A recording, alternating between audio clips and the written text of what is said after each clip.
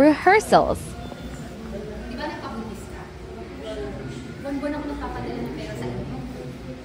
Tuition, pamasahe, baon sa eskwelahan. Para sa bahay, kinuha niyo sinanglahan nyo, di ba? Tapos ngayon, pinagyo lang kayo? Quits na tayo? Alam namin na hindi kami sa'yo, pero pamilya mo pa rin kami. Pamilya ang tulong mo sa akin. Pagkailangan mo. Pagkailangan mo ang tulong mo.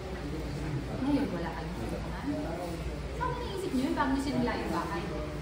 Versus the actual take.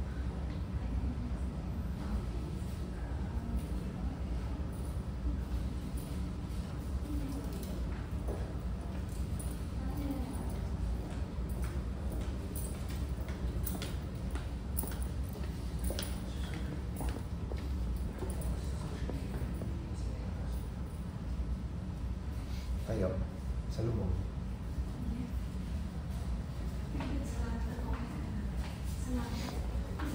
Hindi ko kayo dito. At wala rin akong balak papuntahin kayo.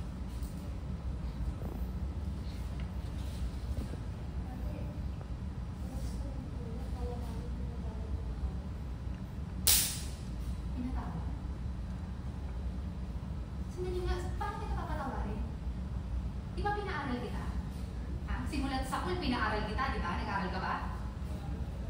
Hindi ka nag-aaral, nagpabuntis ka. Ano pang mga kailangan? Tuition? Pamasahe?